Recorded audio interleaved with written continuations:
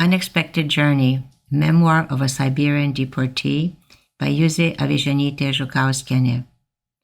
Translated from Lithuanian and narrated by Giedrė Kumpikas, niece of the author, and by Isabelle Kumpikas, the sister of the author.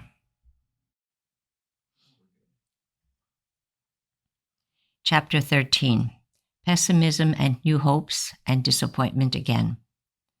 Finally, another barge was hooked on, and having left Novosibirsk, we chugged up the Ob to Kolpashevo.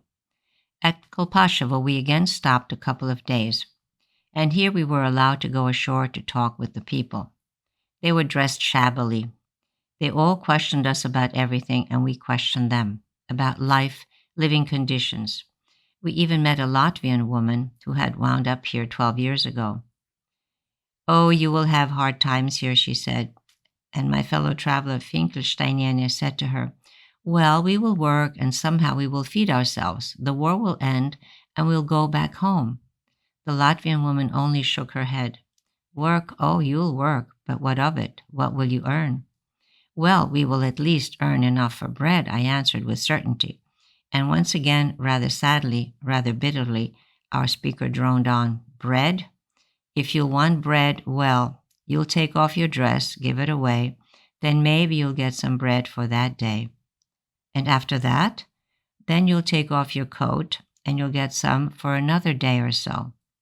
"How can that be?" cried out Finkelsteiniene. "So how many dresses and coats must one have? That's not possible." "And when the dresses and coats are gone, what then?" she asked, even leaning towards the Latvian woman.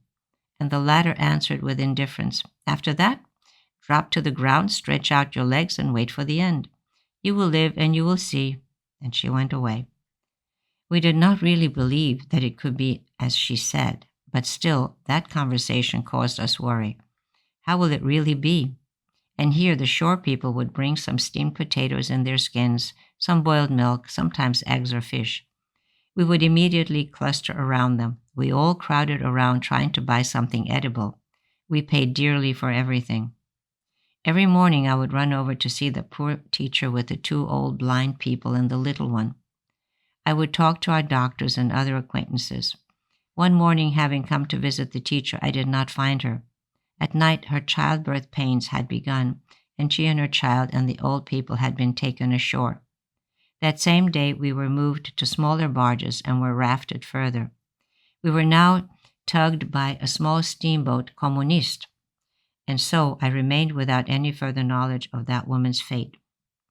At Novosibirsk and Kolpashevo, we would even get a newspaper to read. We learned that the Germans were marching forward unstoppably. We had hope that the war would end soon and that we would be returned home. Once we met a steamboat pulling a couple of barges. On the mast was fluttering a white flag, and on the deck of one barge was lying a statue of Stalin divided into 3 small pieces.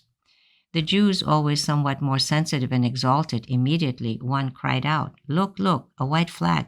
Stalin without a head. Revolution. Will be returned soon." And in reality, we were moving backwards toward Novosibirsk. But our joy was short-lived. The flag of the steamboat, a piece of cheap cotton, apparently having at one time been red, but from the sun and the rain had become completely faded. And Stalin without a head was only a dismantled statue, easier to load and unload in pieces. We were rafted backwards not for long, only until we reached the Chaya River, the tributary of the Ob, and again we turned north, and again our hopes diminished. The Chaya was a rather big, deep river, perhaps bigger than our Namunas. The water was completely yellow, since it flowed through swamps. Due to the color of the water, apparently its name, the Chaya. From the Chaya, we turned into its affluent, the river Parbig, further into the northwest. Around us was rustling the taiga. We stopped for a short while at an uninhabited shore.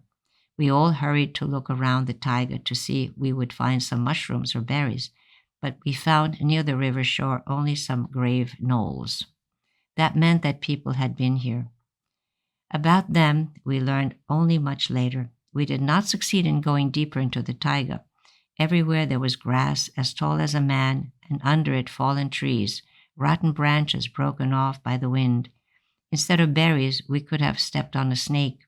Besides, we were attacked by swarms of mosquitoes. They were terrible bloodsuckers, not like those in Lithuania, from which one could defend oneself. They stick onto a person like a crust. Barely do you brush away one layer, immediately another one sticks to you. We all ran headlong back to the barges. Here they are deterred by the smoke of the steamboat and the smell of the oil. The braver ones, I also among that number, walked around with spotted, swollen faces and legs and hands scratched down until bloody. Where they bite, a hard white blister forms and creates an unspeakable itching. We would scratch our skin until blood appeared, but we were unable to relieve the itching. Notes: chai, the phonetic spelling for the Russian word meaning tea, hence its yellow color.